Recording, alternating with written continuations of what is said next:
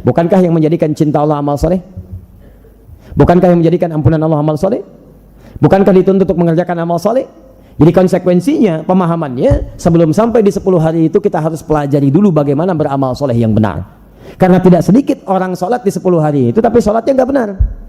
Dia baca Quran tapi nggak benar. Dia infak tapi nggak benar. Dia kurban tapi nggak benar. Karena itu tidak menjadi amalan yang naik statusnya dicintai Allah Subhanahu wa taala. Maka sia-sialah itu. Inilah sebabnya kita keluarkan amalan soleh apa yang dicintai oleh Allah, seperti apa mengerjakannya dan bagaimana menyiapkannya. Paham sampai sini? Baik, mari kita rumuskan satu persatu. Qala Rasulullah sallallahu alaihi wasallam, satu kali Rasulullah sallallahu alaihi wasallam pernah bersabda, "Ma min ayyamin," tidak akan pernah didapat bilangan hari, "al-amalu salihu fiha ahabbu ila Allah." Saat Anda mengerjakan amal saleh di hari-hari ini, cuman hari ini saja, maka amalan Anda statusnya akan naik menjadi dicintai oleh Allah Subhanahu wa taala. Dicintai oleh Allah Subhanahu wa taala. Anda barusan salat Isya, tapi apakah salat Anda dicintai Allah? Belum tentu. Anda baca Al-Quran, apakah bacaan Anda dicintai Allah? Belum tentu.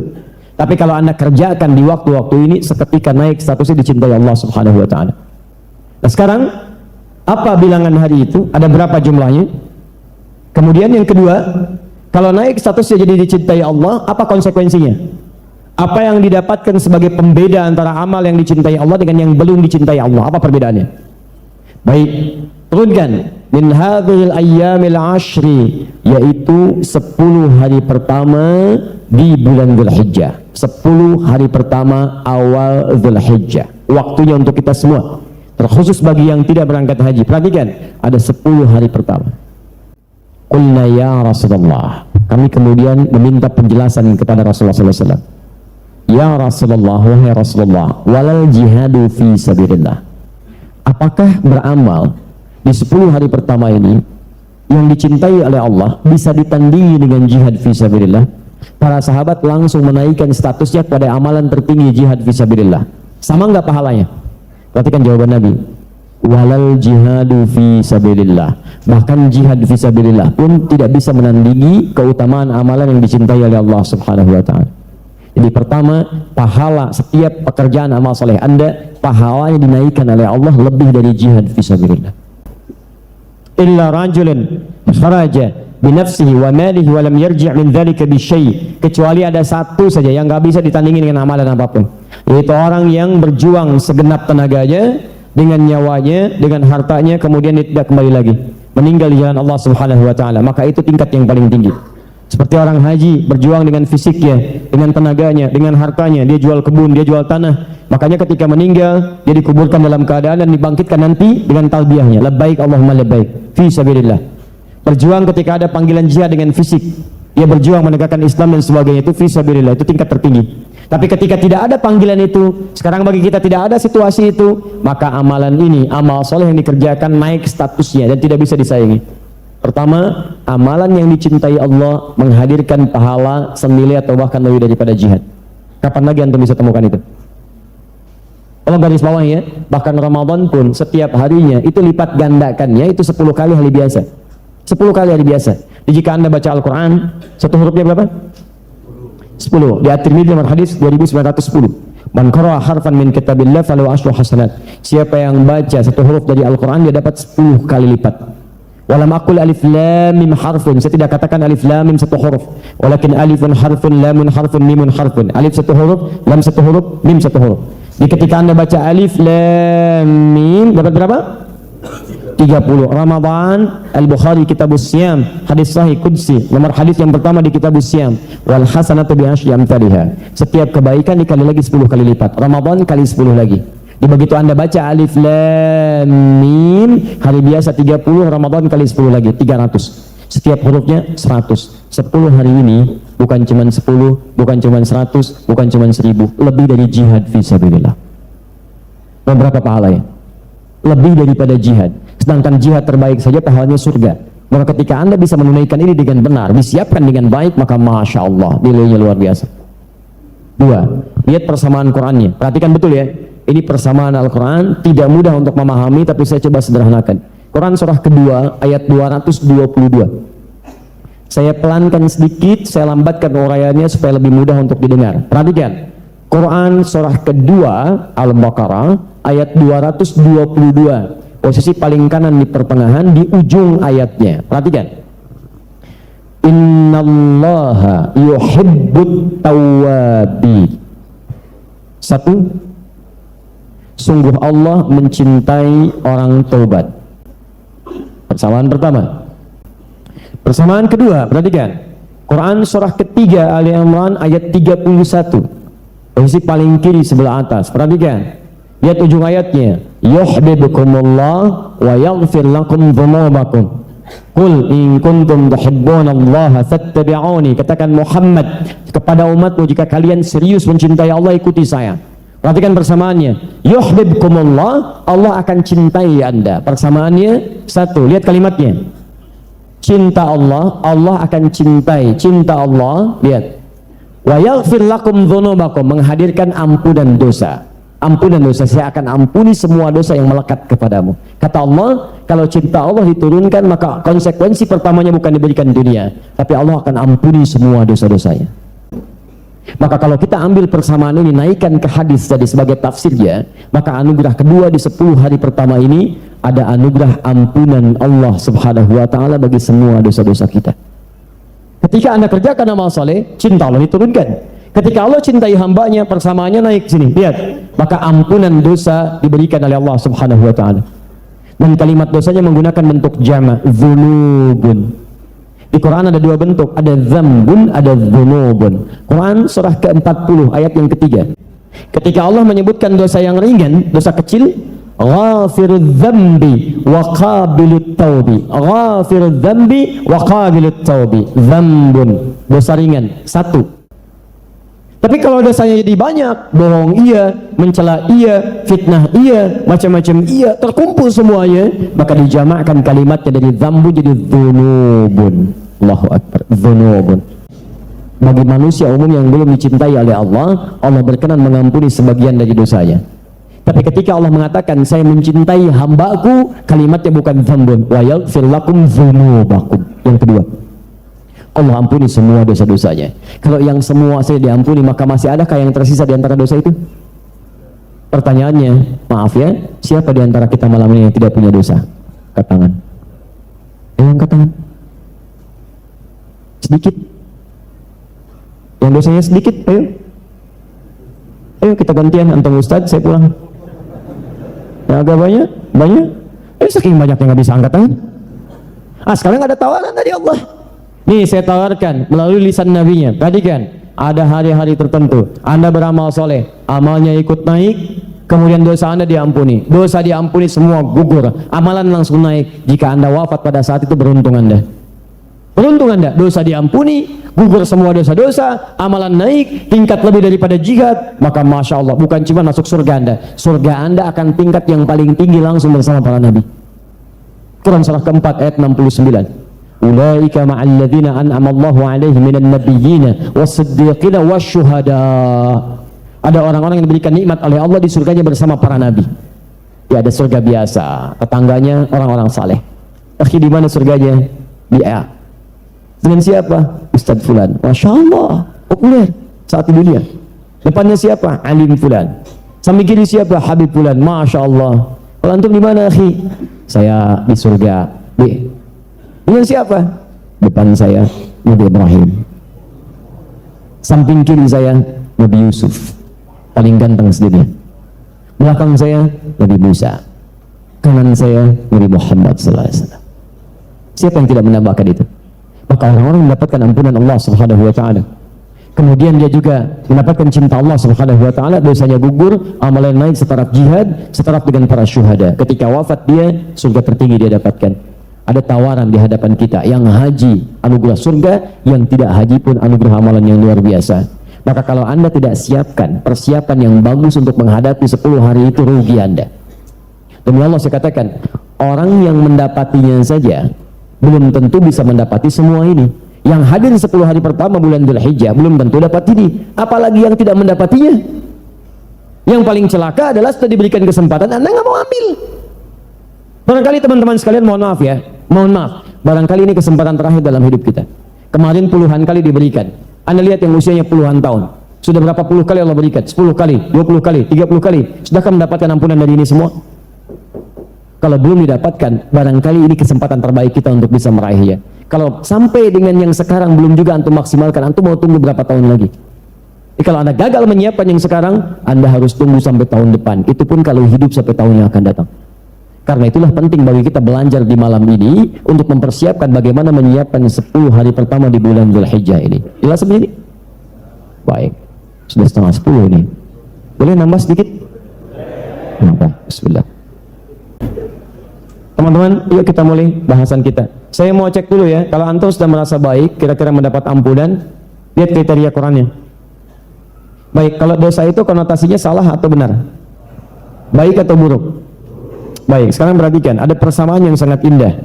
Di Quran itu selalu dijadikan berlawanan antara sifat-sifat baik terkumpul menjadi takwa dengan sifat-sifat buruk terkumpul jadi fujur atau nafsu. Takwa disebutkan 115 kali dalam Al-Quran, nafsu disebutkan 115 kali dalam Al-Quran. Sama persis. Nah, jadi kalau ada baiknya di takwa, buruknya di nafsu. Dari mana tahunya buruknya dari nafsu? Quran surah ke-12 ayat 53. Innan nafsa la'ammaratun bisu. Nafsu itu cenderung menghadapkan pada keburukan. Tahu dari mana lawannya takwa? Di Quran surah ke-91 ayat 7 sampai dengan ayat 10-nya. Nama lain dari nafsu adalah fujur. Wa nafsi wa ma sawwaha fa'alhamaha fujuraha wa taqwaha. Lihat sini. Kalau takwanya naik, qad aflaha man zakkaha. Maka akan tenang keadaan kita. Maka ketika ini naik, yang kotor akan turun. Sebaliknya, wa qad khaba man dassaha. Kalau yang kotornya naik, yang ini yang turun. Maka persamaan Qurannya mengatakan orang yang dibebaskan dari dosa artinya ditutup keburukannya. Kalau keburukannya hilang, maka yang baiknya yang muncul. Maka dari itu orang-orang yang diampuni dosanya oleh Allah Subhanahu wa taala maka akan dijaga oleh Allah untuk tidak mengulang dosa serupa. Quran surah keempat ayat 17 sampai dengan ayat 18. Innamat taubatu 'ala Allahi lil ladzina ya'maluna as-su'a bi jahalatin thumma yatubuna min qarib. Orang-orang yang tobatnya diterima, diampuni dosanya, maka dia akan bergegas tobat kepada Allah dan tidak akan mengulang dosanya. Ayat ke-18-nya. Wa laysatit taubatu lil ladzina ya'maluna as-sayyi'at, tidak akan kejadian lagi. Apa konklusinya? Perhatikan. Orang yang diampuni dosanya sudah jadi orang baik, maka akan dijaga oleh Allah Subhanahu wa taala dari ujung kepala sampai ujung kaki, tidak akan berbuat yang salah lagi. Maka matanya hanya akan melihat yang baik-baik, tidak akan melihat yang keliru, dijaga oleh Allah. Quran surah ke-24 ayat 30 sampai 31. Lisannya hanya akan berbicara yang baik-baik, tidak akan saling mencela. Quran surah 49 ayat yang ke-6 sampai dengan bahkan 13 ya. Tidak akan bergibah, tidak akan berdusta. Tangannya tidak akan disentuh pada yang tidak baik. Wailul mutaffifin, as-sariqu was-sariqatu faqta'u aydiyahuma. Kakinya bahkan akan melangkah pada yang baik-baik. Quran surah ke-25 ayat ke-63, Quran surah ke-31 ayat ke-18. Untuk mengukur apakah Anda sudah diterima taubatnya dan terbebas dari dosa, coba cek. Mau kesini saja, berapa kali mata Anda lihat yang salah? Itu baru mata. Handphone, aurat di luar, gambar-gambar yang tidak elok, baligo-baligo yang tidak tepat, dan sebagai berapa kali melihat di hari ini saja sampai ke ujung kaki. Cek. Kalau ada beberapa kesalahan yang masih kita kerjakan, itu tandanya belum aman. Sekarang kita punya tawaran untuk membebaskan semuanya itu, dan hanya terjadi diberikan di 10 hari pertama di bulan Dzulhijjah. Kita cepat bagaimana menyiapkannya supaya tahun ini tidak sia-sia atau lebih baik bahkan daripada tahun sebelumnya. Satu, petunjuk Nabi-nya. Ketika menyebutkan harinya, Nabi sandingkan dengan rumusnya. Ma min ayyamin al-amalu salih. Tidak ditemukan bilangan hari saat amal saleh. Rumus pertama. Di para ulama menyebutkan, ketika Nabi memberikan kalimat amal saleh bersanding dengan hari-hari itu, ini menunjukkan bahwa persiapan kita sebelum masuk ke 10 hari itu mesti mempelajari amal-amal saleh yang kita siapkan untuk diamalkan di hari-hari itu. Perhatikan, bukankah yang menjadikan cinta Allah amal soleh? Bukankah yang menjadikan ampunan Allah amal soleh? Bukankah dituntut untuk mengerjakan amal soleh? Jadi konsekuensinya, pemahamannya, sebelum sampai di 10 hari itu kita harus pelajari dulu bagaimana beramal soleh yang benar. Karena tidak sedikit orang sholat di 10 hari itu, tapi sholatnya nggak benar. Dia baca Quran tapi nggak benar. Dia infak tapi nggak benar, dia kurban tapi nggak benar. Karena itu tidak menjadi amalan yang naik statusnya dicintai Allah Subhanahu wa taala, maka sia-sialah itu. Inilah sebabnya kita keluarkan amalan soleh apa yang dicintai oleh Allah, seperti apa mengerjakannya dan bagaimana menyiapkannya. Paham sampai sini? Baik, mari kita rumuskan satu persatu. Pertama, teman-teman sekalian perhatikan, di hadisnya disebutkan menggunakan al-amalus salih. Al di sini ini bukan ma'rifah, tapi istighraq. Jangan terjebak dengan istilahnya. Saya menginginkan Anda paham dengan maksudnya. Jadi walaupun Anda tidak tahu istilahnya, tapi paham maksudnya itu lebih bagus, lebih baik. Akan lebih baik lagi paham istilah juga mengerti isinya. Lihat, istighraq itu artinya huruf yang menunjuk pada makna yang komprehensif luas, semuanya tanpa kecuali. Jadi kalau melekat pada satu kalimat diartikan segala, semua. Contoh, Anda baca Al-Fatihah, ayat pertama yang menggunakan kata al, ayat pertama di Al-Fatihah yang menggunakan kata al, yaitu kalimat Alhamdulillahirabbil alamin. Saya tanya pada Anda, bagaimana mengartikannya? Alhamdulillah, bukankah segala? Semua kan? Kalau semua berarti mencakup semua pujian, tidak menyisakan untuk Anda mengambil pujian itu. Makanya kalau sudah mengucapkan segala puji, berarti Anda tidak boleh mengambil bagian dari pujian itu. Jadi kalau Anda sertakan, Anda akan terkurang. Kalau Anda tambahkan dengan kalimat, tidak lengkap pujiannya. Jadi kalau Anda sudah mengatakan Alhamdulillah, jangan ditambahkan dengan kalimat lain yang mengurangi nilai pujiannya. Masya Allah, anak antum hafal Quran, kemudian prestasinya bagus di sekolah, kemudian ibunya mendapat sanjungan dari temannya, ukhti Masya Allah, anaknya hebat ya, Masya Allah hafal Quran, prestasinya bagus. Lalu enti katakan Alhamdulillah, semua puji hanya punya Allah, saya nggak punya. Jangan ditambah, sampai sini aja, nggak usah ditambahkan. Alhamdulillah, semua karena Allah. Tapi ya orang tuanya juga kita berusaha, malam-malam kita ajarkan pada mereka. Kalau antum mau seperti itu, malam bangun tahajud minta sama Allah. Ya kita sih cuma sedikit, semuanya karena Allah. Kita sih cuma sedikit, pengen berkurang. Jadi begitu antum tambahkan, berkurang nilainya. Sama Anda kurangi, nilai tidak sempurna. Anda diuji dengan penyakit terpeleset, jatuh masuk rumah sakit, kaki patah, sudah dipen, sudah baik, pelan-pelan latihan jalan, datang teman, Masya Allah, bagaimana akhi, sudah bisa jalan? Alhamdulillah, segala puji hanya milik Allah, cukup. Alhamdulillah, ya walaupun sedikit-sedikit, ya nggak usah pakai ya. Alhamdulillah walaupun sedikit, nggak usah pakai walaupun meskipun ya senantiasa dan sebagainya, hilangkan kalimat itu. Sudah, Alhamdulillah, sudah selesai, sudah. Biasanya setan nanti mancing-mancing supaya keluar kalimat-kalimat yang membuat pujian itu jadi bertambah dari sisi antum, berkurang dari sisi Allah Subhanahu wa taala. Ustaz, Masya Allah, tadi begitu bagus ceramahnya, Alhamdulillah. Bagaimana rahasianya Ustaz? Itu pelan-pelan. Kalau sudah Alhamdulillah, maka awas, Anda harus mencari kalimat yang tidak mengurangi nilai-nilai di hadapan Allah Subhanahu wa taala. Bagaimana rahasianya Ustaz? Tingkatkan takwa kepada Allah. Jadi Ustaz banyak takwanya, salatnya bagaimana Ustaz? Pancingan lagi. Saya mesti mengelak pelan-pelan. Tidak mudah itu. Setan itu jenius, cuman kebelinger. Makanya disebut diabolis dalam bahasa Yunani, diserap dalam bahasa Arab jadi iblis. Diabolis itu dalam bahasa Aramaik artinya ya cendekiawan yang kebelinger, yang salah arah. Baik, alhamdulillah. Teruskan. Al-amalus salih. Nabi menyebutkan menggunakan al. Artinya Anda mesti keluarkan segala jenis amal saleh semuanya. Mumpung belum sampai ke 10 ini, kita keluarkan dari sekarang. 1, 2, 3. Nah, pertanyaannya, siapa yang menetapkan amal saleh ini? Loh? Kalau tidak tahu katakan.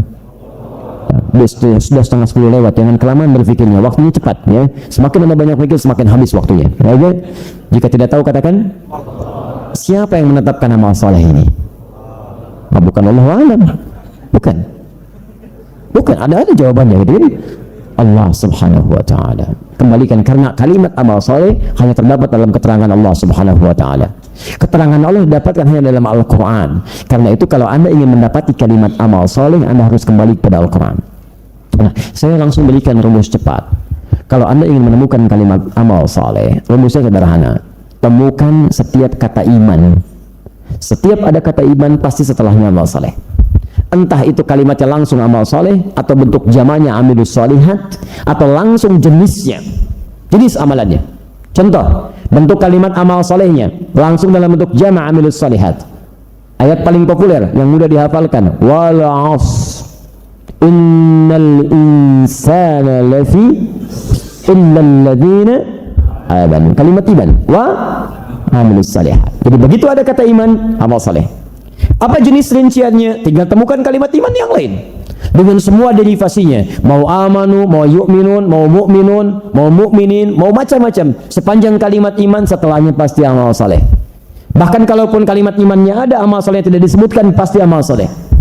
Dan kalimat iman pertama itu ada di Al-Baqarah ayat ketiga sampai dengan kelimanya. Lihat kalimatnya, alladzina yu'minuna bil ghaib wa satu, dua, wa mimma razaqnahum, tiga, walladzina yu'minuna bima unzila ilaik. Yang keempat, bil akhirati hum yuqinun. Kalau lakukan itu semua, bahagia kita. Cinta Allah didapatkan, bahagia kehidupan.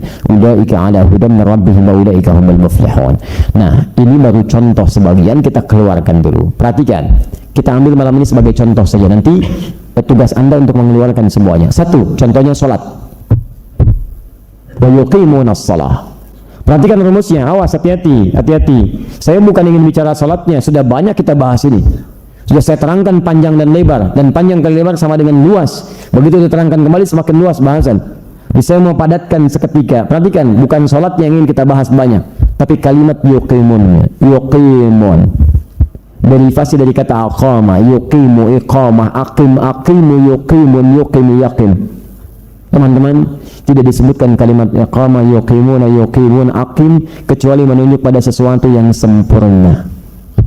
Kata Allah, tunaikan salat dengan sempurna. Kalau Quran menyebutkan dengan sempurna, berarti ada yang menunaikan tidak sempurna. Paham sampai sini? Baik, maka dari itu tolong teman-teman, jangan disia-siakan. Untuk 10 hari ke depan belajar bagaimana salat yang sempurna. Bahkan saking pentingnya kesempurnaan ini diberikan isyarat sebelum salat. Ayo, panggilan salat apa namanya? Adzan. Adzan. Maka ini disebut dengan adzan. Apa artinya? Bukan panggilan, kalau tidak tahu katakan. Sudah, jangan ngarang. Adzan bukan panggilan asalnya. Adzan itu telinga asalnya. Untuk jama' dari kata udhun. Udhun jamaknya adzan, telinga. Satu-satunya lafaz yang akan sampai didengar oleh orang masih punya telinga 24 jam. Saya sejak tinggal di Libya, itu kalau Mesir selesai adzan, Libya adzan. Libya selesai adzan, Tunisia adzan. Tunisia selesai adzan, Maroko adzan. Aljazair adzan. Ya, kemudian Spanyol, Prancis, ke Italia geser sini Mediterania. Adzan terus Allahu Akbar. Ternyata 24 jam lafaz adzan tidak pernah berhenti. Terus cek silakan. Sekitaran Sumatera Selatan. Ini berhenti adzan, sana adzan. Ini berhenti, sana adzan. Ini berhenti, sana adzan. 24 jam. Selama Anda masih punya pendengaran, punya telinga, maka lafaz ini akan sampai kepada kita semua. Karena itu disebut dengan adzan yang akan diperdengarkan setiap saat, setiap waktu pada orang yang masih punya telinga. Paham di sini? Karena itu tidak sedikit orang yang dapat hidayah dari sini, dan tidak ada alasan untuk menolaknya. Diperkenalkan kalimat Allah, Allahu Akbar, Allahu Akbar. Diperkenalkan kalimat syahadat, syahadu an la ilaha illallah. Dan tidak sedikit orang dengar adzan tiba-tiba masuk Islam. Orang lihat salat masuk Islam. Dulu di Amerika itu ada mahasiswa di satu flat orang Indonesia, satunya lagi non Muslim. Yang Indonesia ini saya sarankan teman-teman ya untuk mempraktekkan ini. Mudah-mudahan jadi hidayah bagi yang lainnya. Dia senang dengan nilai keislaman. Begitu di flatnya yang dibuka itu Channel One dari Mekah itu. Dia lihat, Masya Allah, waktu itu sedang lihat sholat Isya, persiapan Isya berjamaah. Apa yang terjadi? Anda bisa bayangkan. Begitu temannya datang, tadinya iseng aja nanya, itu di situ di Masjidil Haram, kata yang Muslim ini, menurut kamu ada berapa jumlahnya orang yang siap-siap sholat? Kata teman kami ini yang tadi disebutkan, dia katakannya paling ada ribuan lah, ratusan ribuan. Kata yang Muslim kurang lebih 500.000 saat ini. Pertanyaan kedua, perhatikan, menurut kamu berapa lama waktu yang dibutuhkan untuk menjadikan mereka itu rapi seketika? Non Muslim tadi membayangkan 2 pekan katanya, 2 minggu. Dia bayangkan satu-satu dirapikan ini 2 minggu. Kata yang Muslim, saya akan tunjukkan pada Anda, tidak sampai 5 menit mereka semua akan rapi. Kata yang tadi, buktikan. Begitu perhatikan kalimatnya, begitu iqamah dikumandangkan, Allahu Akbar, Allahu Akbar, tiba-tiba yang tawaf berhenti semua rapi, yang non muslim mulai bengong, tunggu sebentar, belum selesai. Begitu Syekh sudah mulai memimpin takbir Allahu Akbar, apa yang terjadi? Semua bergerak dengan bersamaan, rapi seketika, bahkan tidak sampai 5 menit. Maka kata yang non muslim tadi, tunjukkan pada saya bagaimana caranya masuk Islam, karena agama ini bukan buatan manusia. Mustahil ada kreasi manusia bisa merapikan orang ratusan ribu orang tidak sampai 5 menit, mustahil. Ini bukan buatan manusia. Anda bisa bayangkan orang nonton sholat isya masuk Islam. Antum sudah Islam dipanggil isya masih telat juga. Ayo, ini luar biasa. Adzan. Tapi ketika antum mau datang sholat, perkara berbeda. Tunaikan dengan sempurna. Saking inginnya Allah sempurna dalam sholat kita, saking besarnya pahalanya, ada iqamah. Iqamah itu kan turunan katanya yuqimun. Iqamah itu peringatan supaya kita sempurna. Aqama yuqimu iqamah. Datang ke Indonesia, cuman orang Indonesia kan senang nyingkat-nyingkat, dan kadang kalau menyingkat nggak tanggung-tanggung, ujungnya aja diambil. Iqamah singkat, qomat. Qomat singkatan dari iqamah. Orang kita kan ngambil ujungnya. Saya di Timur Tengah, ya, kurang lebih alhamdulillah ada beberapa negara kita kemudian hadir di situ. Setiap kami kemudian beraktivitas, bahkan cuma olahraga, main bola aja panggilannya lengkap. Orang Arab panggil Abdurrahman, bola dipanggil Abdurrahman, ya ta'ala wazza azzi, oper. Muhammad ta'ala wazza azzi, Ali Syahadi ta'ala wazza azzi. Orang kita tidak. Abdurrahman man oper, Muhammad mad oper, Ali di masya Allah, ke bawah iqamah qomat, masya Allah. Antum silakan main ke Arab tuh, ya. Begitu antum mau sholat, komat, bingung tuh. Masya Allah. Orang kita komat, simple, sederhana, baik, sederhana. Baik. Teman-teman, isyaratnya sempurna. Nah, bagaimana cara menyempurnakan sholat itu? Ada 2 di sini. Pertama, lihat kalimatnya al yang melekat pada kalimat sholat. Itu di sini bukan istighraq tapi ma'rifah, ta'rif, hal yang menunjuk pada ketentuan khusus dengan aturan yang jelas berbeda dengan amalan yang lainnya. Dan Anda mesti jeli melihat bahwa semua kalimat salat dalam Al-Quran yang bermakna ibadah itu umumnya seluruhnya menggunakan alif lam. Kalaupun alif lam ditiadakan, dhamirnya muncul. Lihat kalimat pertama Al-Baqarah ayat 3, alladzina yu'minuna bil ghaibi yuqimunas shalah. Ayat 43, wa aqimus shalah. 45, wasta'inu bis sabri was shalah. 153, ya ayyuhalladzina amanu ista'inu bis sabri was shalah. Al-Ankabut ayat ke-45, utlu ma uhiya ilaika minal kitab wa aqimis shalah. Quran surah 17 ayat ke-78, aqimis shalah. Quran surah 11 ayat ke-114, aqimis shalah. As. Seperti artikel the dalam bahasa Inggris, car, banyak di luar tuh, umum. Tapi kalau saya katakan the car, yang ini bukan yang lain, khusus. Karena itu teman-teman, saya kalau bahas terlalu panjang, tapi nanti insya Allah setiap Sabtu pekan pertama ada kajian bersambung dengan Akhyar TV, itu kajian tentang fikih sifat salat Nabi SAW. Saya mau kasih informasi saja, di Al-Bukhari nomor hadis 744 seperti saya tuliskan, didapatkan di hadis Muslim nomor hadis 397, ada seorang sahabat bernama Khalad Az-Zuraiqi dikisahkan salat di samping Nabi, di masjid Nabi, dekat Nabi, tapi salatnya tidak seperti Nabi mengajarkan dengan sempurna. Kata Nabi, irji' salli fa innaka lam tusalli, balik lagi, salat lagi karena Anda belum salat. Anda bisa bayangkan, sahabat saja belum belajar dengan sempurna diminta salat lagi. Itu di awal masa Islam. Maka bagaimana dengan kita yang merasa tenang dengan salatnya? Maka mohon keluarkan kembali pelajaran fikih sifat salat Nabi, pahami. Dan saya titip pesan ya, tolong catat pesan saya ini baik-baik. Kalau Anda ingin belajar tentang ibadah, Anda harus belajar dengan 3 hal. 1, bacaannya, belajar yang baik. Yang kedua adalah gerakannya, belajar yang baik. Karena diatur semua gerakan salat, bacaan salat ada ketentuan, nggak bisa main-main sendiri. Yang ketiga, ini yang jarang dipelajari, hikmahnya atau esensinya. Tolong catat kalimat saya, karena semua dalam salat itu, baik bacaan atau gerakannya itu ada maknanya. Ada hikmahnya. Kalau Anda belajar dengan benar, Masya Allah, sangat dalam sekali. Dari mulai berdiri sampai salam itu ada hikmahnya. Makanya berdiri diatur dengan jelas. Kenapa tegak? Gak boleh miring kanan, miring kiri, kakinya selebar dengan bahunya. Kenapa rukunya harus jajar seluruhnya? Kenapa sujudnya 7 anggota badan yang kemudian menempel? Itu ada maknanya semuanya. Dan sahabat Nabi ketika mempraktikkan itu, Allahu Akbar, dunia dicapai, akhirat diraih. Abdurrahman bin Auf cuma mempraktikkan berdiri dalam sholat, jadi orang paling kaya di Madinah. Dalam 3 bulan, nomor 3, setahun jadi orang paling kaya nomor 1. Mempraktikkan berdiri dalam sholat, ada maknanya. Antum belajar apa selama ini? Cuma berdiri, tapi setelah 3 tahun belum muncul kebaikan itu. Coba dilihat, Abdurrahman bin Auf itu 1 tahun kapaknya terbuat dari emas. Antum 10 tahun kapak aja belum punya. Apa yang salah gitu kan? Bukan cuma dunianya, tapi coba lihat dampaknya. Kebaikan muncul, lisannya baik, kalamnya baik, pandangannya baik, kakinya baik. Antum tiap hari sholat, ribuan rukuk, ribuan sujud, coba lihat lisannya, pandangannya, kakinya, tangannya, dan sebagainya. Inna sholata tanha 'anil fahsya'i wal munkar. Ayatnya hafal, tapi mana terjemahan ayat itu dalam bentuk perilaku kita? Teman-teman sekalian, perhatikan, alif lam menunjuk pada ma'rifah. Jadi tolong nanti pelajari sebelum sampai ke hari yang 10, karena malam ini nggak akan cukup kita belajar.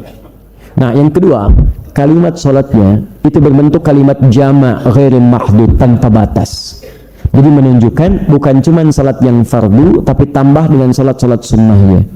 Dimulai dari sekarang, di malam ini, keluarkanlah semua jenis sholat yang pernah dituntunkan oleh Nabi SAW.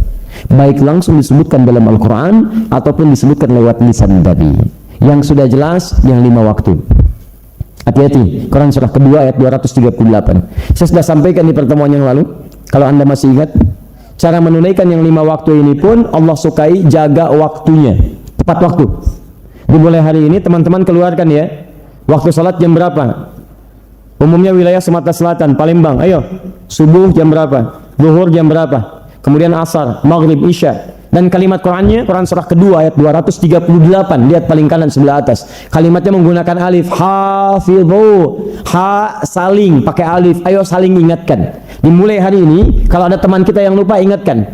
Lewat apa? Boleh bikin tulisan, boleh tempelkan di dinding, tempelkan di rumah, paling gampang bikin status. Ayo tulis. Daripada antum tulis yang enggak, yang enggak ada manfaatnya, kenapa enggak nulis yang baik-baik, yang enggak ada pahalanya? Hari ini waktu sholat bagian Palembang, Masya Allah, antum tuliskan subuh jam sekian, zuhur jam sekian, asar jam sekian, sampai dengan isyanya. Ada orang melihat status antum ingat sholat, dan dia sholat karena status anda dapat pahalanya tanpa dikurangi sedikit pun. Hadis riwayat Muslim, hadis 1893. Man dalla ala khairin falahu ajruhu mithla ajri fa'ilih min ghairi an yankusa min syai'. Siapa yang bisa menunjukkan pada kebaikan, diikuti oleh orang lain yang mengerjakan, anda dapat pahalanya tanpa dikurangi sedikit pun, dapat pahala. Daripada nulis yang enggak. Mendung sedikit, bikin status. Mendungnya dapatkan.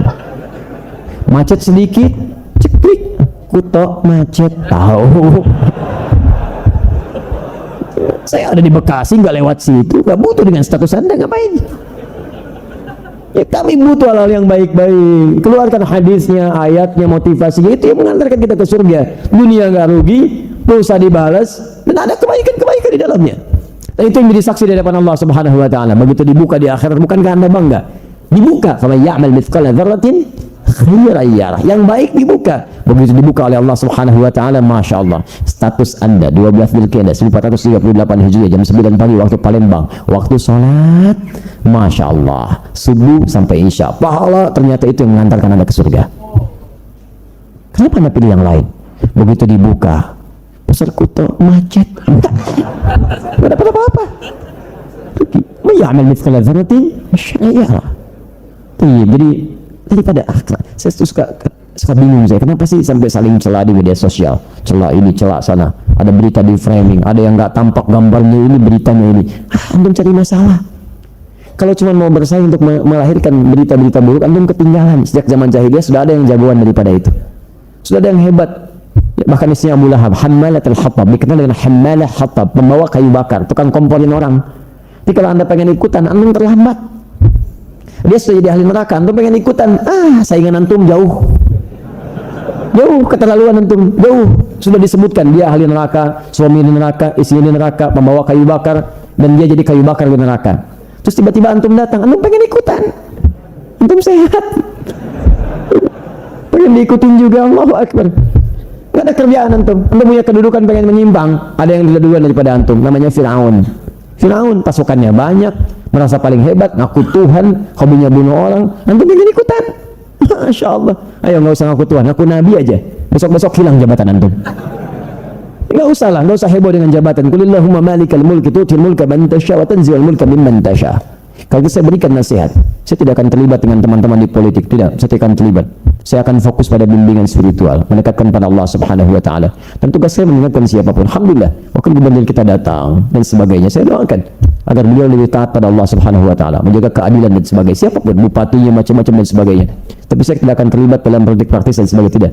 Saya akan berjalan pada tugas yang telah ditetapkan oleh Allah saja. Jadi saya sampaikan pada anda semua bahwa siapapun pegang teguh kedekatan dengan Allah, maka Allah akan angkat derajat anda. Semuanya sederhana. Sekarang di atas, besok di bawah. Besok di bawah, kemudian ada di atas lagi. Harta juga begitu. Anda sekarang kaya, besok bisa fakir. Gak usah bangga. Mumpung masih ada titipan itu, gunakan dengan yang baik. Kalau cuma pengen pamer, anda ketinggalan. Sudah ada korun. Korun, hartanya lebih banyak daripada anda. Ya, kunci berangkasnya saja nggak kuat dipangkul, nggak kuat dipikul oleh bodyguardnya. Anda bodyguard nggak punya. Ya berangkas cuma satu. Ya kuncinya juga anda sembunyikan, korun ditampakkan kemana-mana jalan. Ayo yang mau ngambil silahkan aja. Nih, ini aja ngangkat kunci berangkas saya, apalagi anda yang mau ngambil. Anda baru satu disembunyikan, pengen sombong. Masya Allah. Ayo, walaupun terlalu lelah, jangan sampailah demikian berbuat salah. Ya, sehat ya. Kembalikan. Kembalikan sini. Jadi amal soleh teman-teman sekalian banyak turunkan, buat bikin status yang baik-baik waktu sholat. Kedua, mohon izin yang sunnahnya kita keluarkan. Saya sudah berikan kan di pertemuan yang lalu. Jadi sholat sunnah ini sudah saya turunkan. Malam tahajud. Ayo, yang belum tahajud latihan dulu. Malam ini supaya nanti 10 malam terakhir ya di bulan-bulan Dzulqa'dah sudah semakin kuat. 10 malam pertama bulan Dzulhijjah sudah lebih kuat. Ayo mulai. Latihan malam ini. Dan kalau latihan, tolong jangan berlebihan. Kata Nabi di hadis riwayat Muslim, nomor hadis 749, mulai pelan-pelan dulu. Lihat-lihat Nabi yang paling soleh, yang paling dekat dengan Allah, menasehati anda. Kata Nabi, salatul laili mathna mathna. Kalau belum terbiasa salat malam, mulai dulu dengan 2 rakaat. Jangan banyak-banyak. Oh, Nabi aja minta 2 rakaat, masa anda mau sampai 11 rakaat langsung? 2 dulu. Faiza khasya ahadakumul fajr falyutir raka'atan wahidah. Kalaupun bangunnya terlambat dekat ke fajar atau anda nambah 2 akan dekat fajar, tutup dengan 1 rakaat. Kalau belum terbiasa bangun 2 rakaat supaya agak lebih mudah. Bacanya pun jangan yang panjang-panjang dulu, gak apa-apa. Ya qul huwallahu dulu kan. Qul a'udzu birabbin nas. Setelah nikmat, besoknya masa sih mau qul huwallahu lagi, naik lagi, berarti tambah rakaatnya 4, tambah 6, setelah stabil 11, Masya Allah. Begitu sampai awal pertama anda sudah stabil. Mulai pelan-pelan. Ya, jangan terlampau semangat dulu. Wah, malam ini saya ingin seperti sunnah Nabi. Masya Allah. Saya sudah lama nggak tahajud Ustaz, saya nggak enak sama Nabi. Saya pengen langsung 11 aja. Masya Allah. 11. Bangunnya jam 2 lagi. Masya Allah. Salat dia tahajud. Selesai jam 3. Tidur. Bangun jam 6. Masya Allah. Sudah subuh kesiangan, besoknya nggak bangun lagi. Masya Allah. Terus disalahinnya tahajudnya lagi. Masya Allah. Ya? Coba pelan-pelan dulu, pelan-pelan, maksimal. Nggak apa-apa. Bangun jam 4 nggak ada masalah. Bangun 2 rakaat dulu. Pasang alarm sampai 3 kali kan. 3.15, 3.30, 3.45. Seperti biasa. Alarm pertama matikan alarm kedua. Yang kedua matikan alarm ketiga. Setelah itu siap-siap. Turunkan tahajud, teman-teman ya. Terus besoknya keluarkan semua. Salat syuruk. Ya, dimulai dengan qabliyah subuh 2 rakaat. Syuruknya kemudian 2 rakaat. Ya, qabliyah subuh di hadis Muslim hadis 224. Syuruknya di At-Tirmidzi hadis 586. Masuk ke salat duha silakan dari 2 rakaat sampai dengan ujungnya 8 rakaat ada di hadis Muslim sampai nomor hadis 729. Teruskan lagi qabliyah zuhurnya 4 rakaat, ba'diyah zuhurnya 2 rakaat. Itu ada di hadis riwayat At-Tirmidzi hadis 414. Kemudian qabliyah asar ada salat mutlak 4 rakaat. Dari Ibnu Umar radhiyallahu taala anhuma di Abu Dawud hadis 1257. Rahimallahu mar'an shalla qabla al-asr arba'an. Allah merahmati seorang yang salat 4 rakaat sebelum asar. Bukan rawatib, namanya mutlak. Kemudian 2 rakaat sebelum maghrib, namanya mutlak juga. Ada di Abu Dawud hadis 1258. Tapi ini tidak terlalu ditekankan. Tidak terlalu ditekankan. Kata Nabi bermakna, lihat, sallu raka'ataini qabla al-maghrib wa la tattakhidhuha sunnatan. Silakan salat 2 rakaat sebelum maghrib tapi jangan dibiasakan. Maksud jangan dibiasakan ini kalimatnya maksudnya ini bukan hal yang sangat ditekankan. Hanya dalam kesempatan tertentu yang kalau masanya masih ada. Jadi kalau maghrib itu waktunya singkat. Singkat, saking singkatnya di banyak tempat tuh jarang kemudian salat sunnah, langsung begitu selesai adzan iqamah. Kecuali di Mekah, di Masjid Nabi atau sebagian masjid, karena ada aktivitas yang harus dikondisikan. Makanya kalau antum sedang di Mekah, sekarang teman-teman yang sedang haji, persiapan ada di Mekah. Nah, begitu adzan maghrib, kan ada yang dikondisikan tawaf. Anda sudah baca Quran, sudah zikir, sudah berdoa, doa antara adzan dengan iqamah cepat dikabulkan. Ada masih banyak waktunya. Daripada berbuat yang tidak penting, mendingan sholat 2 rakaat. Itu yang dimaksudkan. Jelas ya? Daripada antum kerjakan yang tidak bermanfaat. Depan Ka'bah, sudah baca Quran, sudah zikir, dinodai dengan perbuatan yang tidak bermanfaat. Sedang di depan Ka'bah, menunggu maghrib. Habis sama Anda. Sudah. Baik, pada Isya 2 rakaat, kemudian Isya boleh 2 rakaat, itu mutlak, 2 rakaat setelah Isya, dan lanjutkan malamnya lagi. Kemudian tahiyatul masjid, salat wudu, ada. Dan teman-teman, coba keluarkan semua menunya. Nah, sebelum antum kerjakan, coba lihat satu-satu. Pertama, berapa usia antum? Setelah tahu berapa usianya, turunkan semua jenis menunya, checklist satu-satu. Dari sekian usia itu, ada nggak satu sholat aja yang belum pernah antum tunaikan selama hidup? Jangan-jangan anak 5 tahun sudah semua jenis sholatnya. Antum 50 tahun ada beberapa sholat yang antum belum kerjakan. Antum butuh berapa tahun lagi untuk bisa mengerjakannya? Turunkan satu-satu. Baik, paham di sini? Jadi amal soleh pertama sholat. Dan tolong ya, dalam sujud itu perbanyak untuk tobat kepada Allah Subhanahu Wa Taala. Karena dalam tobat itu cinta Allah diturunkan. Dalam tobat cinta Allah diturunkan. Tadi yang saya sampaikan, Quran surah kedua ayat 222, Innallaha yuhibbut tawwabin. Allah mencintai orang tobat. Kalau Allah sudah cinta orang tobat, cintanya menghadirkan ampunannya. Wa yaghfir lakum dzunubakum. Quran surah 3 ayat 31. Sudah jam 10 lewat 2. Boleh 5 menit lagi? Baik. Saya ingin 5 menit aja. Ya. Tidak lebih daripada ini. Kalau lebih, yaitu anugerah. Baik, teman-teman. Yang kedua itu infak. Yang ketiga interaksi dengan Al-Quran. Saya mulai dari yang ketiga dulu yang paling familiar supaya cepat. Boleh 7 menit gak? Nah, baik, supaya lebih jelas gitu ya. 2 menit untuk ini, 5 menit untuk infak. Perhatikan, untuk Al-Quran ada 3 cara. Satu disebut dengan qiraah, memperbanyak bacaan. Bacaan aja antum hadirkan, tapi dengan makhraj yang benar, bukan memperbanyak khatam tapi makhrajnya nggak benar, dengan tajwid yang benar. Bacaan silakan kumpulkan. Kalau bisa khatamkan 10 hari 30 juz, kan tidak mudah, tidak sulit ya. Quran berapa juz? Dibagi 10 berapa?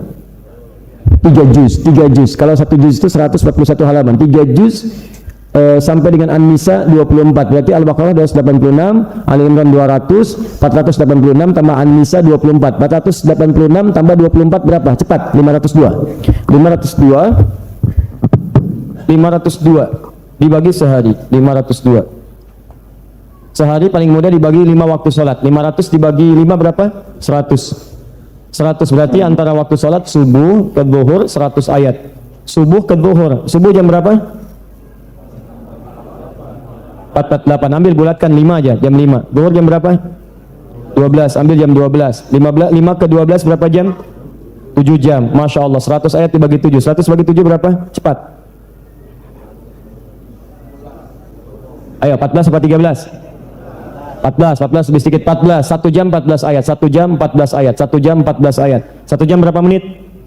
60 bagi 14, cepat. Ayo, cepat. Ayo, berapa? Cuma 4, Masya Allah, 4. 1 ayat 4 menit. 4 menit untuk 1 ayat. Apa nggak punya waktu? 1 ayat 4 menit. 1 ayat. Kadang-kadang 1 ayat kan nggak cukup sampai 1 menit pun nggak. Alif Lam Mim. 1 ayat. Kalau Anda bisa investasi setiap 4 menit baca 1 ayat, Anda bisa menghatamkan Quran dalam 10 hari. Apa nggak bisa? Masya Allah, bikin status nggak sampai semenit, 5 status Anda buat. Ya, ngejar dunia nggak sampai menit, ukuran menit. Saya mau tunjukkan pada Anda bagaimana orang mengejar dunia luar biasa. Ya, sampai memo pun dikasihkan. Masya Allah. Jadi memang saya harus berhenti di 7 menit ini ya. Para dubes dan tamu tidak mau makan sampai menunggu saya. Jadi baru saya datang, baru kemudian baru mau makan. Baik, tolong sampaikan sebentar ya, 5 menit. Baik, 5 menit. dan 5 menitnya orang Arab. 5 menit bisa 50 menit itu kan orang Arab. Baik, nggak apa-apa, nanti kita segera kembali. Teman-teman sekalian, tolong hadirkan oleh kita, hadirkan, ukur dengan baik. Antum untuk urusan dunia itu luar biasa. Saya mau tunjukkan pada Anda ya, saya mau tunjukkan. Anda kalau 2 rakaat sebelum subuh dapat apa? Bukan, gak usah ngarang. Kalau tidak tahu katakan wallahu alam. Baik, bukan dunia dan seisi, tapi lebih dari dunia dan seisinya. Khairun minad dunya wa ma fiha. Khair, lebih dari. Kalau dunia dan seisinya itu masih kecil, lebih daripada dunia dan seisinya. Perhatikan. Saya mau tunjukkan pada Anda. Besok subuh misal 4.45. Tolong teman-teman DKM Pusri ada di sini. Tolong bikin pengumumannya. Yang sholat subuh di Masjid Aqaba dengan 2 rakaat sunnahnya, insya Allah masing-masing dapat amplop 500.000 rupiah. Bikin pengumuman aja, pengumuman ya, cuman pengumuman aja ya, nonton pengumuman. Baik, kita cek nanti kira-kira demi 500.000 subuh 4.45 datang jam berapa? Jam 2. Tuh demi Allah saya katakan antum nggak pulang antum. Itikaf antum di sini. Itikaf antum. Kok nggak pulang? 500.000. Masya Allah, kapan lagi? 500.000 itikaf antum. Dikasih dunia dan seisinya. Bikin pengumuman besok Pak, yang ikut subuhan dapat dunia dan seisinya. Lebih daripada itu, siap berapa yang datang? Berapa yang datang? Coba cek. Kadang-kadang begitu tuh, kita bisa ngitung dunia cepat sekali. Dalam sekian menit tahu keuntungan sekian, keuntungan sekian. Kenapa hitungan akhirat kita jadi otak kita tuh tidak bekerja dengan cepat? Pernah orang ada membuat tes itu, tapi jangan ditiru. Jam 9 azan, 9 pagi di komplek itu Allahu Akbar 9 pagi, ribut orang komplek datang, RT-nya RW-nya marah-marah, gila kamu, azan jam 9. Kata orang ini, kalian yang gila, tadi jam 5 saya azan gak ada yang datang. Jam 9 saya azan pada datang katanya. Masya Allah, coba cek tuh. Dalam beberapa hal kadang-kadang memang kita yang kurang sehat itu.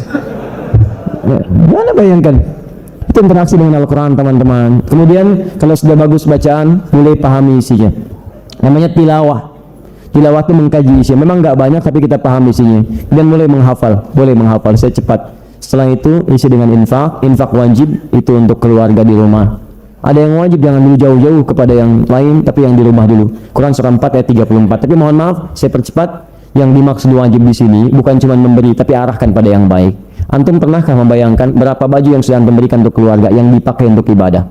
Jangan-jangan orang tua berikan baju untuk anaknya, Allah nggak suka dengan itu semua.